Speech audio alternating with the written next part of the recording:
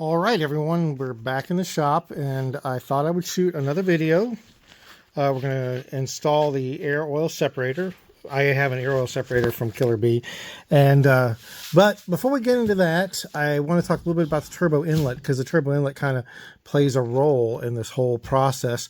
Hopefully the focus is okay. I think it's all right. But I'm installing, and I've talked about this before, I'm installing a Mishimoto turbo inlet. Now, these are called all sorts of different things. Like Subaru calls this a duct assembly air intake, and I think Mishimoto calls it a silicone induction hose. But we're just going to call it turbo inlet. And this is the one I've chosen to go with on the car, ultimately because I like quality products, I guess, and it's blue, and my theme is kind of this blue and yellow thing. I don't know if I would use this initially, and now that I know what I know, I've had, I don't know, some issues with it or not. It doesn't really matter, but here we are, silicone induction hose. Now, we all kind of know what this does. Now, hopefully this is kind of informative. I know that when I was originally playing with with getting the car rebuilt, I was like, wow, what's this all do, and everything like that. But obviously, intake through the induction hose or the turbo inlet out this side into the turbo, develops vacuum, probably a whole lot more vacuum under boost. This right here, this hose right here, this actually usually or does go to your boost control solenoid on your vehicle. I'm actually swapping mine out with a Grimspeed 3-port boost controlled solenoid, so that's going to come later. Maybe I probably won't shoot a video. That's super easy, but to install. But this leaves here with a pretty big vacuum hose, and it goes to the reducer into the boost control solenoid. This right here goes into the evap connection on your car, and into that bird's nest of vacuum hoses that sit under the manifold right there by what do you have there? You have the purge valve and so forth. So that's kind of where that goes. This right here, now I think this is actually, I can't say 100%, but I think typically this is where Killer Bee has you attach the AOS vacuum, but I'm not going to do that. So not to don't want this to be a spoiler, not spoiler alert, but we'll talk about that later. So anyway, but what this is usually used for, this is a crankcase connection coming off the valve covers. So obviously the reason we use an air oil separator is that we have gas that builds up in the crankcase, and that gas contains unburned fuel. It also contains kind of vaporized oil, and that's a big nasty for your valve train. And but this, I believe, is one of the areas where it pulls it up. But this definitely does connect to both valve covers, typically in your unmodified Subaru if you don't have an air oil separator. Now over here, this is where the positive crankcase ventilation, or PCV valve, usually connects along other things. It's usually referred to as the PCV diagnostic connection, but this one on a 2003 just connects directly to the PCV valve and pulls directly from the crankcase opening. Now you're probably looking at this and going, "Oh my gosh, what the hell happened here? What did you do?" So I pulled this thing off and on so much that I actually ripped it, and so I was like, "Shit!" And usually it would come up, and I think it folded this way. So there was another opening that folded this way, but I snipped it off, and my first thought was, well, I'd have to replace this, but it cost a little over $200. This hose cost a little over $200. But what my plan is to actually take lemons and make lemonade, and then make that like lemonade my bitch. Okay, so that's my plan right now. Again, spoiler alert, it's going to come in handy. All right, and having it broken off is not going to be a bad thing. All right, and right here is your blow-off valve connection that connects to your blow-off valve clearly, which also your blow-off valve is bolted to the side of your intercooler. So those are your connections, and then out here, this side is where your turbo connects. So that is that. Now, you're probably like, why did I show you all this? Well, we're going to get on to the installation of the air oil separator, and maybe some of the stuff we talked about. Not like the boost control solenoid and the evap and all that doesn't really matter, but this is important, and this is important, and more to follow on that. All right, we're kind of back at it. I filmed the the turbo inlet part probably like about 3 weeks ago. Then I had a bunch of shit I had to do, so I thought I'd come back and finish this up because I did get the air oil separator installed, and I want to talk a little bit about that. I've actually tried to shoot this a few times, but focus is acting kind of wacky. I'm using my my cell phone, and you know, hey, not the best equipment, I guess. But anyway, all right. So as you can see, air oil separator is on the car. I did powder coat it blue. You know, the original thought was to have the engine with combos of blue and yellow, and man, there's like a million colors of blue. So at least a dozen. Hey, but it's all good, right? So anyway, air oil separator is on. As you can see here, let me just kind of come over here. You can see the turbo inlet is now on all the way through here. All right. And so, and I'll kind of go through the air oil separator install just real quick for anybody else that decides to use a Killer B.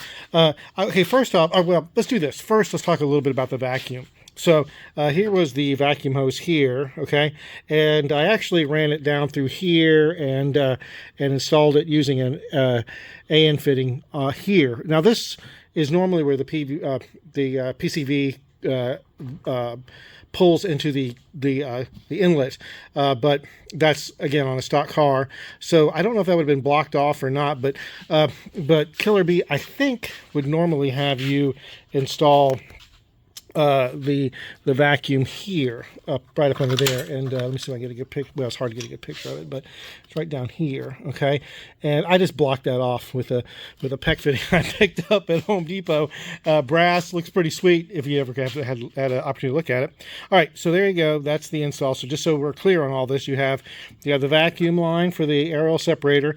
You have the vent running over here to the PCV opening into the crankcase, right? And usually a PCV valve would sit right there, and that's no longer part of the car's anatomy.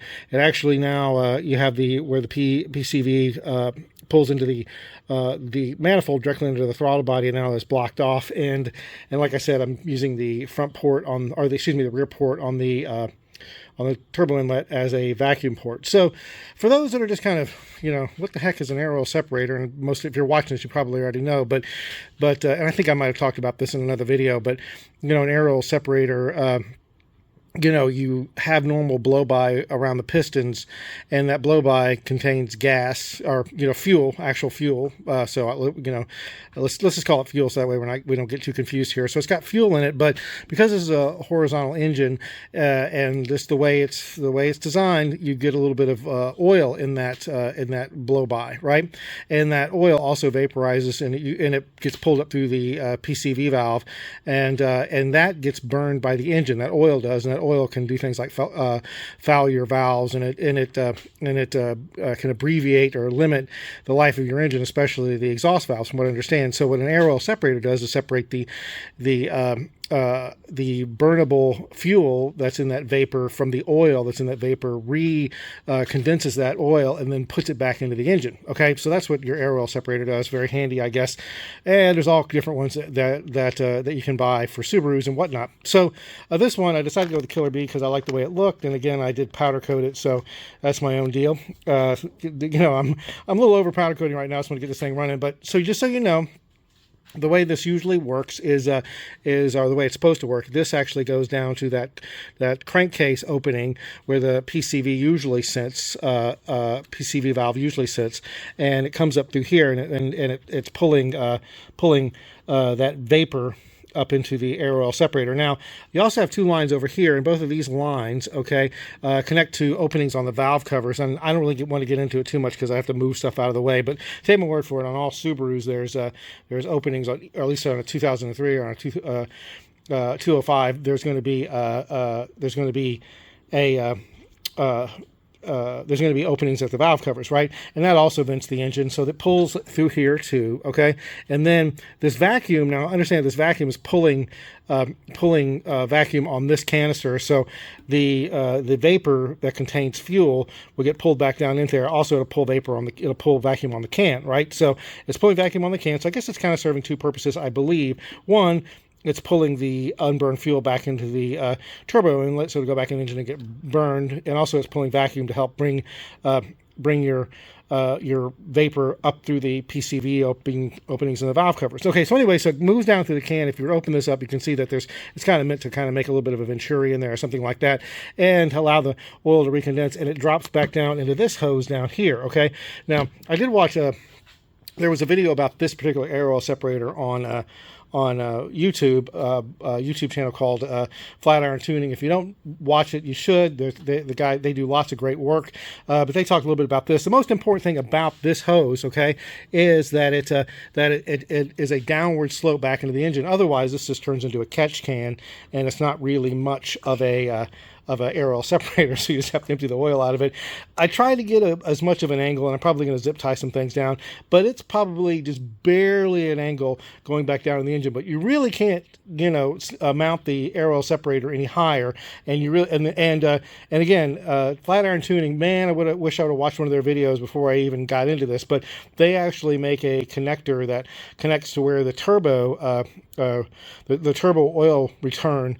Up under that turbocharger here, up under the turbocharger, there is an oil return that goes back into the block, and you could probably route, I know you could, they do it, so you can route that oil line down up under the turbocharger, but I would have to pull the turbocharger off. I don't think I would need their device. I think I could build it with some T's and some hose, but there's no way I'm taking it apart now. I just want to see this thing run, so I'm going to leave that alone, but it's a pretty fancy. So again, right now I kind of have more of a flat, as much of a downward slant as I can into the engine using that air oil separator. We'll see how it rolls, okay? If, drive it for a few thousand miles and open it up and there's, 4 inches of oil sitting in there, then I know the answer. Last thought. One other thing I wanted to share was, you might think this thing sits pretty high, and it does. I mean, when I've set the engine back on, or excuse me, the hood back on, and I mean, if there's a millimeter or a centimeter, then there's a foot. I'm pretty sure it's touching the insulation on top of the hood, but it is what it is. Another thing too is this bracket, and I don't know if it's going to work or not. The more stuff I put back on the engine, and again, Mishimoto and IAG and whatever, Grimspeed and Killer B, I don't think, I've mentioned this in another video, I don't think they communicate, which is totally fine, but you're putting stuff on and you're like, oh my gosh, this doesn't fit quite the way I thought it would.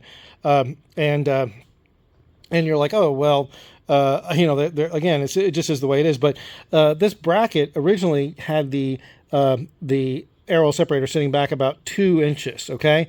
And the problem with it sitting back about 2 inches is right there, okay? And I don't know if you can see it or not, right there.